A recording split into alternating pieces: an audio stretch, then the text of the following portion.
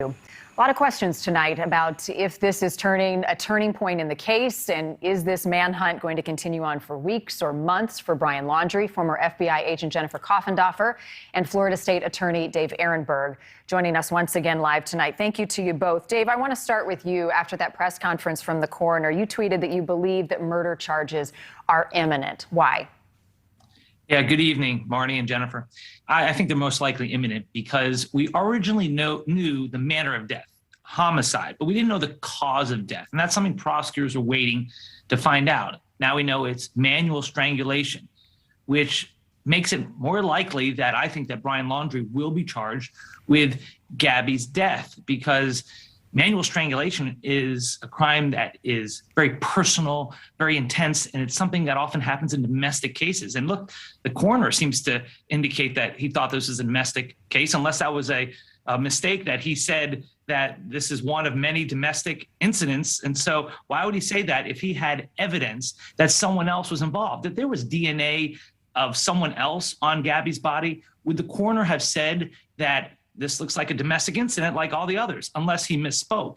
So I think what you saw yesterday really moves the ball forward to charging Brian Laundrie, not to mention the timeline. I mean, when they said that the death occurred 3 to 4 weeks ago, that matches the timeline of the last time Gabby was talked to, was known to be alive. Yep. The coroner did clarify that he wasn't speaking directly about Gabby's case with the domestic violence, but it did catch a lot of people's attention yesterday, Dave, as you said. Jennifer, do you agree that charges are coming based on the autopsy? I think charges are coming. I'm not sure how imminent they are, but I would expect them sooner rather than later, definitely. This autopsy is crucial for making that type of a charge. One other thing, Jennifer, you have told me as recently as last night, you believe Brian Laundrie does have allies, that he's getting help. What leads you to believe that? I believe that because of the amount of time that has gone on and passed, and he has still remained undetected. And the attorney has repeatedly said he is representing the family and he's representing Brian Laundrie. You would not represent somebody who wasn't alive. Dave, so let's talk about the legalities of that. If somebody is in fact helping Brian Laundrie to hide, they've been helping him along the way, what are the possible legal ramifications that they or that person could face? They can be charged with accessory after the fact, which is a serious felony, especially in a murder case. That would mean that someone would have to know that Brian committed a crime, and they would have to do something to prevent his arrest or punishment.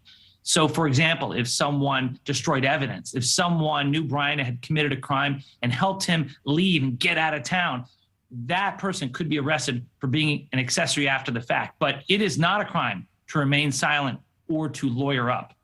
For you both, do you think that Brian Laundrie's attorney knows where he is tonight?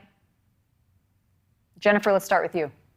I think Brian Laundrie's attorney does, generally speaking, know where he is at, and I think he's in communication with him. Dave? I defer to Jennifer. She has the experience as an investigator, so she would know. But I have to say this, there is no affirmative obligation for Brian's lawyer to come forward and tell investigators where he is if he knew where he is, because he has the same right to remain silent against self-incrimination as everyone else. There's no affirmative obligation on anyone to have to say what they know. But if they lie to investigators, that would be a crime.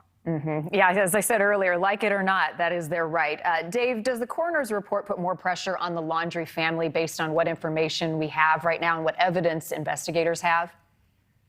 Well, it looks more like a domestic case, even with the new words from the coroner. And so that puts some pressure on the Laundrie family. I saw in one of Brian's videos today, Brian Enton's videos, he showed there were protesters yelling that they heard screams from the house, from the Laundrie house, of Gabby being abused by Brian. Now, whether that's true or not, it definitely puts pressure upon Brian's parents, because if this was a domestic case, then there would have been a history likely of domestic violence, and Gabby lived in the Laundrie home with Brian for the past year.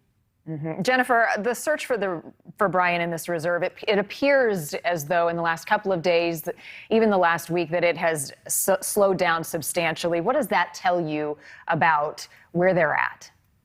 It tells me they have no affirmative leads there within the reserve.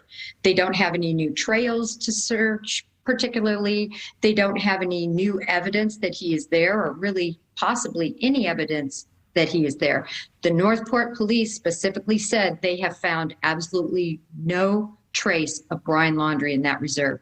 Thus, they are ratcheting back, and they're going to use those resources to move forward on leads that are more probable. So how long does this continue to push forward with ample resources put forth towards this case? I mean, if this goes on weeks, months, and there's still no sign, at what point does the FBI start to look at what they're doing and the tools that they have to use? Well, we're still in the infancy of this case. We really are. I know it seems like a long time to the public because it's been a month, but really it's the infancy. There is so much evidence out there that the FBI is looking at currently. And as I said before, there's two investigations going on. There's the fugitive investigation, and there's the investigation to put on the table the evidence regarding who committed this homicide. Dave, I have one more question for you. Based on what we know so far, what is the most critical piece of evidence necessary to prosecute this case successfully in court if it gets to that point?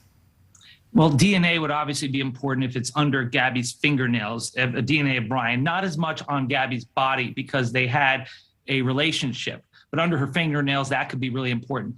But I think that I would want the evidence from the cell phones, the pinging, to show that the two cell phones, Gabby's and Brian's, were pinging together during this entire time. It makes it a lot harder for Brian to say that someone else did it if during the time that Gabby was killed, his cell phone was right next to hers. Wow. Some developments this week, but he is still out there tonight. Jennifer Coffindaffer, Dave Aronberg, as always, thank you both.